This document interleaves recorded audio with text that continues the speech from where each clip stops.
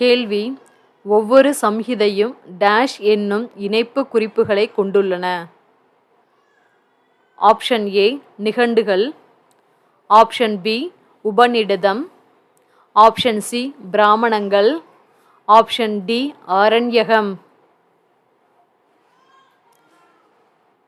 விடை option C பிராமணங்கள். அதற்கான விளக்கம்: ஒவ்வொரு சம்ஹிதையும் பிராமணங்கள் என்னும் இணைப்பு குறிப்புகளை கொண்டுள்ளன. இவை பாடல்கள் மற்றும் சடங்குகள் குறித்த விளக்க உரைகளாகும். சம்ஹிதைகள் இயற்றப்பட்ட பின்னரே பிராமணங்கள் இயற்றப்பட்டன. இவை சடங்குகள் பற்றிய பாடங்களாகும். இவை சடங்குகளின் மத சமூக முக்கியத்துவத்தை விளக்குகின்றன. அடுத்த கேள்வி: கீழ்க்கண்ட கூற்றுகளில் சரியானது எது? 1. சம்ஹிதைகள் இயற்றப்பட்ட பின்னரே பிராமணங்கள் இயற்றப்பட்டன. இவை சடங்குகள் பற்றிய பாடங்களாகும். இவை சடங்குகளின் மத சமூக முக்கியத்துவத்தை விளக்குகின்றன. 2. ஒவ்வொரு பிராமணமும் ஓர் ஆரண்யகம் ஓர் உபநிடதம் கொண்டுள்ளது. 3. ஆரண்யகங்கள் என்பவை காடுகளில் வாழும் முனிவர்கள் இரகசியமாக மேற்கொள்ள வேண்டிய மந்திர சடங்குகள் குறித்த குறிப்புகளை கொண்டுள்ளன. 4. உபநிடதங்கள் தத்துவ கருத்துக்களையும் வினாக்களையும் கொண்டுள்ளன. விடை ஆப்ஷன் டி அனைத்தும் சரி. அடுத்த கேள்வி: கீழ்க்கண்ட கூற்றுகளில் சரியானது எது? 1. யஜுர், சாம, அதர்வ வேதங்கள் சற்றே பிற்காலத்தை சேர்ந்தவை என கணக்கிடப்பட்டுள்ளன. 2. யஜுர், சாம, அதர்வ வேதங்களின் சம்ஹிதைகளும் இவ்வேதங்களோடு இணைக்கப்பட்டுள்ள பிராமணங்களும் ஆரண்யகங்களும் உபநிடதங்களும் வேத காலத்தின் இறுதியில் இயற்றப்பட்டவையாகும். விடை ஆப்ஷன் சி 1, 2 அனைத்தும் சரி. அடுத்த கேள்வி: கீழ்க்கண்ட கூற்றுகளில் தவறானது எது? 1. சாமவேதம் இசைப்பாடல்களாக அமைந்துள்ளன. 2. ரிக்வேதம் மொத்தம் 100 காண்டங்களை கொண்டுள்ளது. 3. யஜூர் வேதம் சடங்குகளையும் பாடல்களையும் கொண்டுள்ளது. 4. அதர்வ வேதமானது மாய மந்திர ஜாலங்கள் அடங்கியது.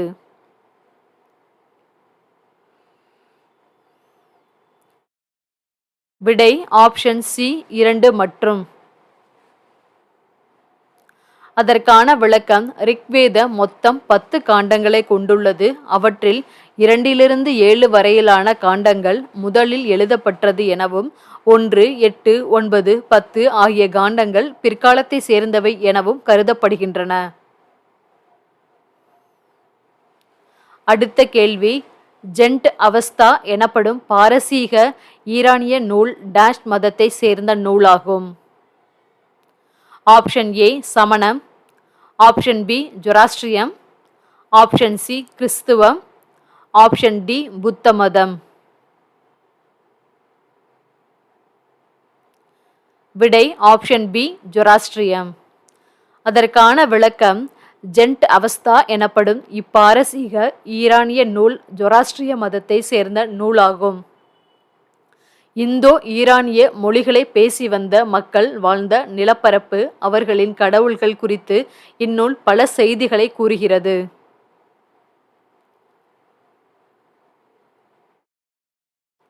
அடுத்த கேள்வி: ஜெண்ட் அவஸ்தா நூலை பற்றிய தவறான கூற்று எது? 1. இந்தியாவின் வடக்கு வடமேற்கு பகுதிகளை பற்றிய குறிப்புகள் இந்நூலில் உள்ளன. 2. இந்நூலில் இடம்பெற்றுள்ள சொற்கள் வேத நூல்களின் சமஸ்கிருத சொற்களோடு மொழி ஒப்புமை கொண்டுள்ளன. 3. இந்திய துணைக்கண்டத்திற்கு வெளியே அமைந்திருந்த ஆரியர்களின் தொடக்ககால வாழிடங்கள் பற்றி அறிந்து கொள்ள ஏதுவான துணை சான்றுகளை இந்நூல் கொண்டுள்ளன. 4. இந்நூலின் காலம் பொதுவாண்டுக்கு முன் 8ஆம் நூற்றாண்டு ஆகும்.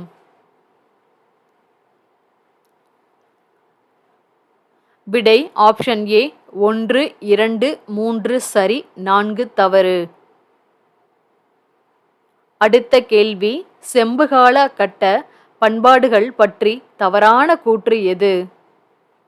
ஒன்று, ஹரப்பா பண்பாட்டிற்கு முந்தைய பண்பாடுகளே இந்தியாவின் மிக பழமையான செம்புகால பண்பாடுகளாகும்.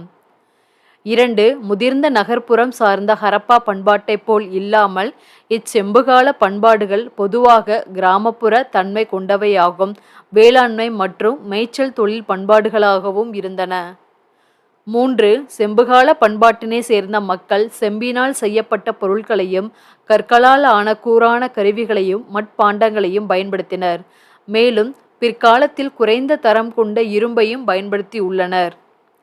4, இக்கால மக்கள் நாடோடியாகவே வாழ்ந்துள்ளனர்.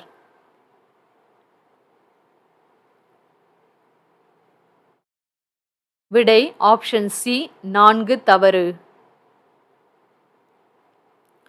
அதற்கான விளக்கம், செம்புகால பண்பாட்டினை சேர்ந்த மக்கள் நிலையற்ற அல்லது ஓரளவு நிலையான குடியிருப்புகளில் வாழ்ந்தார்கள் என்பதற்கு இந்தியாவின் மேற்கு வடமேற்கு பகுதிகளின் தொடக்ககால வேளாண்மை பண்பாடுகள் புதிய கற்கால பண்பாடுகளை காட்டிலும் செம்புகால பண்பாடுகளுடனே அதிகம் தொடர்புடையவையாகும். அடுத்த கேள்வி, செம்புகால கட்ட பண்பாடுகள் மக்கள் பற்றி தவறான கூற்று எது? 1, செம்புகால பண்பாட்டினை சேர்ந்த மக்கள் வேளாண்மை செய்தார்கள். விலங்குகளை பழக்கப்படுத்தினார்கள். எருது, எருமை, வெள்ளாடு, செம்மறியாடு, பன்றி ஆகியவற்றை வளர்த்தார்கள். ஆமைகளும் கோழிகளும் இவர்களின் வாழ்விடங்களில் இருந்தன என்பதற்கு சான்றுகள் உள்ளன. 2, இவர்கள் வாழ்ந்த வீடுகள் கல்லாலும் சுடாத மண்கற்களாலும் களிமண்ணாலும் மரப்பொருட்களினாலும் கட்டப்பட்டவையாகும். இவற்றின் சுவர்கள் மூங்கில் தட்டினால் ஆனது. 3, தானியங்களை சேகரிக்கும் வைக்கும் குதிர்கள் கண்டறியப்பட்டுள்ளன. மக்கள் கருப்பு மற்றும் சிவப்பு நிற மட்பாண்டங்களையும் செந்நிறத்தின் மீது கருமை நிறம் ஓவியம் தீட்டிய மட்பாண்டங்களையும் பயன்படுத்தினர். 4, இவர்கள் பழக்கப்படுத்தப்பட்ட குதிரைகள் பூட்டிய தேர்களை பயன்படுத்தினார்கள் என்பது ரிக் வேதத்தின் மூலம் உறுதியாகிறது. அவற்றின் சக்கரங்கள் ஆரக்கால்களை கொண்டிருந்தன.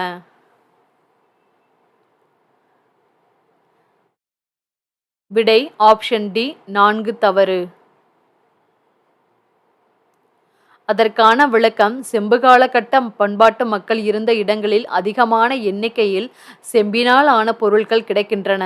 செம்பினால் ஆன தட்டையான கோடாரிகள், வளையல்கள், மோதிரங்கள், வெட்டுக்கத்திகள், உளிகள், கூராக்கப்பட்ட அம்பு முனைகள், கத்திகள், பொருத்து குழியில்லா கோடாரிகள் ஆகியவற்றை மக்கள் பயன்படுத்தினர்.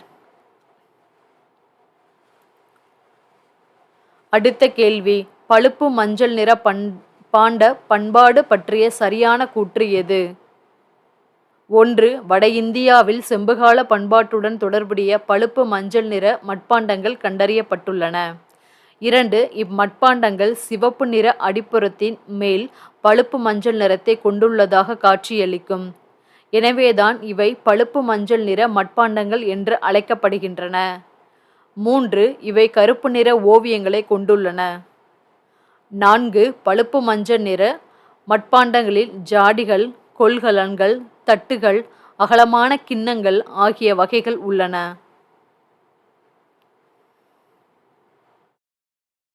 விடை ஆப்ஷன் டி அனைத்தும் சரி. அடுத்த கேள்வி, பழுப்பு மஞ்சள் நிற பாண்ட பண்பாடு பற்றிய தவறான கூற்று எது?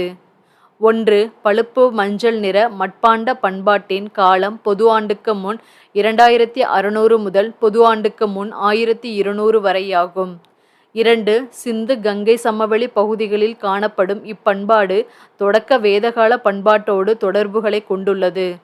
3, இப்பண்பாடு நலிந்த ஹரப்பா பண்பாடாக பார்க்கப்படுகிறது. 4, சில அறிஞர்கள் இப்பண்பாட்டிற்கும் ஹரப்பா பண்பாட்டிற்கும் இடையே மிகப்பெரிய தொடர்பு உள்ளது என கருதுகின்றனர். விடை ஆப்ஷன் பி 4 மட்டும் தவறு. அதற்கான விளக்கம், பழுப்பு மஞ்சள் நிற பாண்ட பண்பாடு நலிந்த ஹரப்பா பண்பாடாக பார்க்கப்படுகிறது. சில அறிஞர்கள் இப்பண்பாட்டிற்கும் ஹரப்பா பண்பாட்டிற்கும் இடையே எவ்வித உறவும் இல்லை என கருதுகின்றனர். பழுப்பு மஞ்சள் நிற மட்பாண்ட பண்பாடு தொடர்பான ஆய்விடங்களில் செம்பினால் செய்யப்பட்ட உருவங்களும் ஏனைய பொருட்களும் அதிகம் கிடைப்பதால் இது செம்பு பொற்குவியல் பண்பாடு என்றும் அறியப்படுகிறது.